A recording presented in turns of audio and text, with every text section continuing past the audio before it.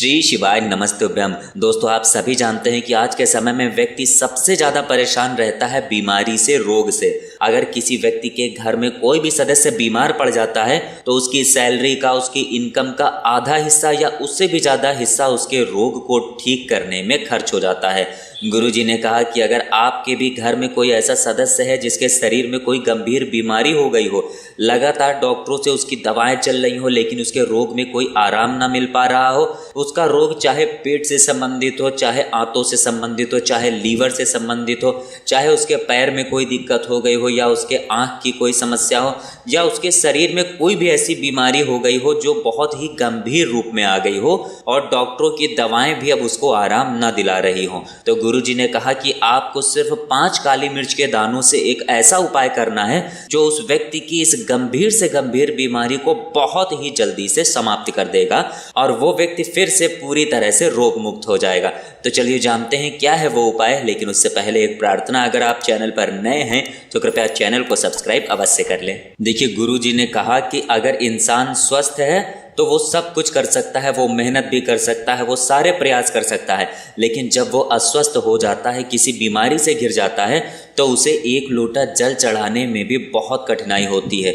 उसके हाथ पैरों में इतनी सामर्थ्य नहीं होती है कि वो मंदिर भी जाकर एक लोटा जल समर्पित कर सके। तो अगर आपके भी शरीर में या आपके घर के किसी सदस्य के शरीर में ऐसी बीमारी हो गई हो तो आपको ये विशेष उपाय जरूर करना चाहिए। देखिए, इस वीडियो में हम पूज्य गुरुजी द्वारा बताए गए 2 बहुत ही खास उपायों की बात करेंगे। इन दोनों उपायों में से आप जो भी उपाय करना चाहें वो उपाय आप कर सकते हैं। चलिए बात करते हैं गुरुजी द्वारा बताए गए पहले खास उपाय की। देखिए, ये उपाय बहुत ही आसान है। इस उपाय के लिए सबसे पहले आपको ले लेना है 1 लोटा जल, लेकिन आपको ध्यान रखना है कि लोटा आप तांबे का नहीं लेंगे। तांबे के अलावा आप स्टील का लोटा ले लीजिए या किसी भी अन्य धातु का लोटा ले लीजिए। ये जल आप अपने किचन से लेंगे। आपके किचन में बाल्टी, मटका या आरओ जो भी लगा हुआ है वहीं से आपको ये 1 लोटा जल ले लेना है। इस जल में आपको 1 चम्मच या 2 चम्मच या आधा चम्मच, जितना भी दूध आपको मिल जाए वो दूध इसमें डाल लेना है।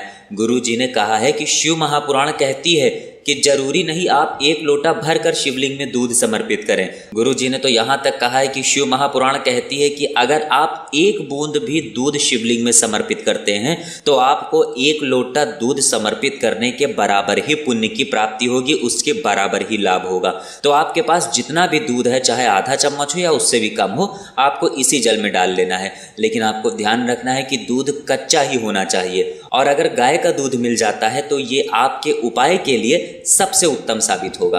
फिर इसके बाद आपको लेना है 5 काली मिर्च के दाने। अब ये सारी सामग्री लेकर आपको पहुंच जाना है शिवालय। देखिए, गुरुजी ने कहा कि ये उपाय आप हफ्ते में किसी भी दिन कर सकते हैं, लेकिन अगर आप सोमवार के दिन या शनिवार के दिन ये उपाय करते हैं तो यह आपके लिए बहुत ही लाभदायक होगा। अब देखिए, सबसे पहले शिवालय पहुंचकर आप दक्षिण दिशा में बैठ जाइए और उत्तर दिशा की तरफ अपना फेस कर लीजिए, यानी अपना मुख कर लीजिए। लेकिन अगर शिवालय में भीड़ है तो गुरुजी ने कहा कि शिव महापुराण की कथा कहती है कि आप किसी भी दिशा में बैठकर शिवलिंग की पूजा प्रार्थना कर सकते हैं। अब जो आप 5 काली मिर्च के दाने लेकर आए हैं उनको एक एक करके इस 1 लोटे जल में डाल देंगे। श्री शिवाय नमस्तुभ्यम मंत्र का जाप करते हुए एक एक करके 5 काली मिर्च के दाने इस जल में डाल देना है। फिर उसके बाद ये 1 लोटा जल आपको शिवलिंग के ऊपर धीरे धीरे समर्पित करते जाना है। गुरुजी ने कहा कि जल आपको इतने धीरे समर्पित करना है कि जल समर्पित करते समय आप कम से कम 11 बार श्री शिवाय नमस्तुभ्यम मंत्र का जाप जरूर कर ले। और जल समर्पित करते समय आपको एक बात का और ध्यान रखना है कि ये लोटा शिवलिंग में टच नहीं करना चाहिए। गुरुजी ने अभी अपनी शिव महापुराण की कथा में बताया है कि जिस लोटे से आप जल समर्पित करते हैं वो लोटा शिवलिंग में टच नहीं करना चाहिए और आपके हाथ के नाखून जो होते हैं वो भी शिवलिंग में टच नहीं करने चाहिए। इन दोनों बातों का आपको बहुत ही विशेष ध्यान रखना है। अब देखिए, ये जल समर्पित करने के बाद आपको शिवलिंग के सामने बैठकर अपने जीवन में चल रही समस्या को, अपने जीवन में चल रहे दुख को, अपने जीवन में चल रहे रोग को, बीमारी को दूर करने के लिए महादेव से प्रार्थना करनी है। गुरुजी ने कहा कि जब आप जल समर्पित करेंगे तो आप 2-4 बार या 5 बार कुंदकेश्वर महादेव का नाम भी लेंगे। कौन से महादेव? कुंदकेश्वर महादेव। गुरुजी कहते हैं कि हमारी बीमारी को दूर करने के लिए, हमारे रोग को समाप्त करने के लिए महादेव का सबसे सुंदर नाम है कुंदकेश्वर महादेव। आप इस नाम का स्मरण करते हुए ये जल समर्पित कर देंगे और फिर उसके बाद कुंदकेश्वर महादेव से प्रार्थना कर लेंगे कि हे मेरे महादेव, मेरे शरीर में या मेरे घर के इस सदस्य के शरीर में ये बीमारी हो गई है, डॉक्टरों की दवाएं लगातार चल रही हैं लेकिन फिर भी बीमारी में आराम नहीं मिल रहा है। हे मेरे कुंदकेश्वर महादेव, आप अपनी ऐसी कृपा करिए जिससे इस व्यक्ति की बीमारी बहुत ही जल्द समाप्त हो जाए। आप कुछ ऐसी प्रार्थना करते हुए फिर वापस अपने घर आ जाएंगे। गुरुजी ने कहा कि अगर हम ये उपाय 2-4 दिन लगातार करते हैं तो आप देखिएगा कि उस बीमार व्यक्ति के शरीर में धीरे धीरे बहुत ही जल्दी से आराम मिलना शुरू हो जाएगा।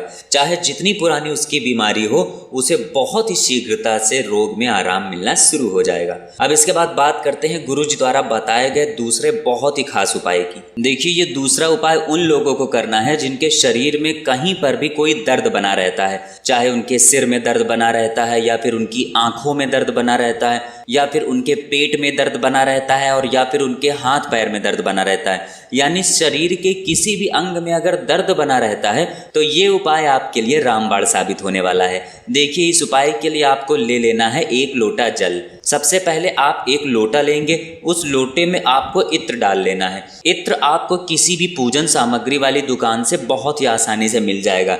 ये आपको 5 रुपए या 10 रुपए या 15 रुपए की छोटी सी बोतल बहुत ही आसानी से मिल जाएगी। सामने स्क्रीन पर आपको दिखाया जा रहा है, कुछ ऐसी बोतल होती है। ये इत्र लेकर आप सबसे पहले 1 लोटे में डाल लेंगे। आप 2 बूंद, 4 बूंद, 10 बूंद या आधी बोतल या फिर पूरी बोतल, जितना भी आप डालना चाहें 1 लोटे में डाल लें। फिर उसके बाद इस लोटे में पूरा जल भर लें। फिर ये जल लेकर आपको पहुंच जाना है पीपल के वृक्ष के सामने। पीपल के वृक्ष के सामने पहुंचकर आप सबसे पहले ये जल पीपल की जड़ में समर्पित कर देंगे और जल समर्पित करते समय आप लगातार पिपलेश्वर महादेव के नाम का स्मरण करेंगे। कौन से महादेव? पिपलेश्वर महादेव। देखिए, गुरुजी ने कहा कि जब भी हम पीपल में जल समर्पित किया करें और महादेव के नाम से जल समर्पित किया करें तो हमेशा पिपलेश्वर महादेव का स्मरण किया करें।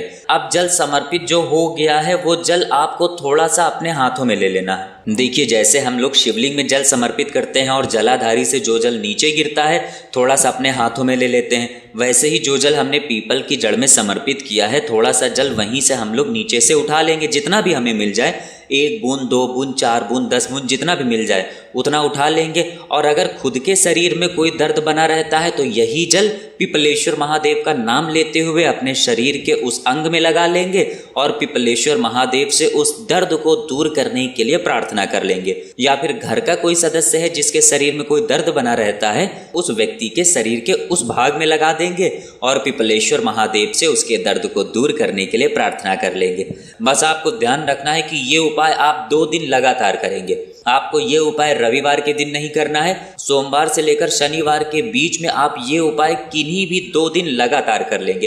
तो दोस्तों, ये थे पूज्य गुरुजी द्वारा बताए गए 2 बहुत ही विशेष उपाय। अगर आपको जानकारी अच्छी लगी हो तो वीडियो लाइक करिएगा। मिलते हैं फिर एक नए वीडियो के साथ। श्री शिवाय नमस्तुभ्यम।